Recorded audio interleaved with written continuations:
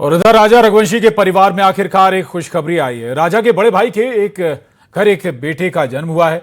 बच्चे के जन्म से घर में फिर से खुशी लौट आई है और परिवार के लोग भावुक हो गए। बाकायदा राजा के घर और उसे कमरे को सजाकर घर पर जश्न मनाया गया। राजा की मां का कहना है कि जिस दिन उनके बेटे की मौत हुई थी उस दिन 11 थी। संयोग से जिस दिन ये बच्चा पैदा हुआ वो भी 11 का ही दिन है। परिवार इस बात को एक खास संयोग मान रहा है और उन्हें लगता है कि उनका बेटा किसी रूप में वापस आया है।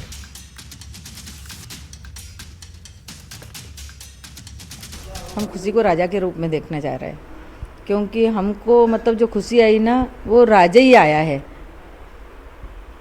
लगता पुनर्जन्म हुआ राजा का?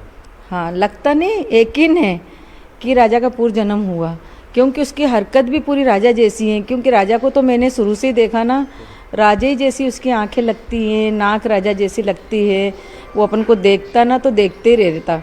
देखिए, इसमें जो जन्म जो है हुआ भी जो है राजा का जन्म पुनर्जन्म मान लीजिए, क्योंकि इसमें जिस प्रकार से मैं जब राजा को वहाँ से शिलोंग से लेके आया था, इंदौर लेके आया था मैं 4 तारीख के दिन, 4 जून को। तो 4 जून के बाद जैसे कि फिर मेरे को करीब 5-1 दिन बाद जो है माँ कामाख्या देवी के मंदिर के पंडित जी जो है, जो पुजारी जी जो थे, उनके यहाँ से फ़ोन आया था और उन्होंने कहा था, बोले पिन भाई, बोले इसमें जो आपके घर में किसी को भी अपने भाइयों में से किसी को भी जो है, आपके भाई जो है किसी के भी पेट में बच्चा ठहरता कभी है तो बच्चों को गिराना मत तुम कोई बोले, क्योंकि ये राजा का पुनर्जन्म होने वाला है।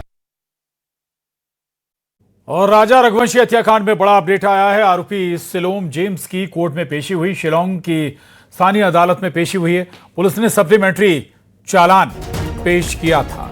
तो राजा रघुवंशी हत्याकांड में ये बड़ा अपडेट है।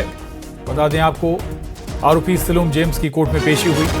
शिलोंग की स्थानीय अदालत में शिलोम जेम्स की पेशी हुई है और पुलिस ने सप्लीमेंट्री चालान पेश किया था।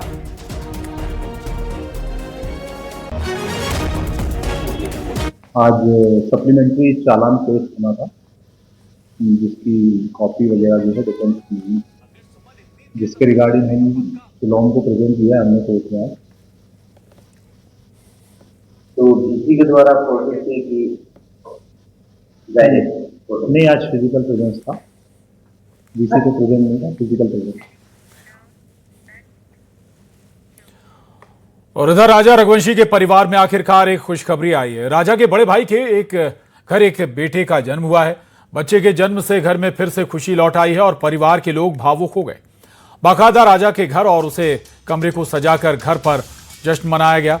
राजा की मां का कहना है कि जिस दिन उनके बेटे की मौत हुई थी उस दिन 11 थी। संयोग से जिस दिन ये बच्चा पैदा हुआ वो भी 11 का ही दिन है। परिवार इस बात को एक खास संयोग मान रहा है और उन्हें लगता है कि उनका बेटा किसी रूप में वापस आया है।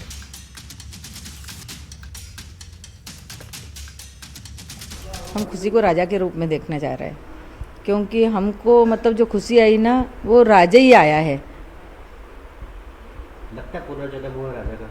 हाँ, लगता नहीं, यकीन है कि राजा का पुनर्जन्म हुआ, क्योंकि उसकी हरकत भी पूरी राजा जैसी है। क्योंकि राजा को तो मैंने शुरू से ही देखा ना, राजा ही जैसी उसकी आंखें लगती हैं, नाक राजा जैसी लगती है। वो अपन को देखता ना तो देखते ही रहता।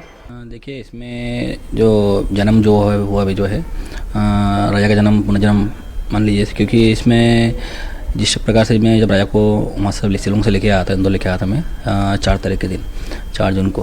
तो 4 जून के बाद जैसे कि फिर मेरे को करीब 5-1 दिन बाद जो है माँ कामाख्या देवी के मंदिर के पंडित जी जो है, जो पुजारी जी जो थे, उनके यहाँ से फ़ोन आया था और उन्होंने कहा था, बोले पिन भाई, बोले इसमें जो आपके घर में किसी को भी अपने भाइयों में से किसी को भी जो है, आपके भाई जो है किसी के भी पेट में बच्चा ठहरता कभी है तो बच्चों को गिराना मत तुम कोई बोले, क्योंकि ये राजा का पुनर्जन्म होने वाला है।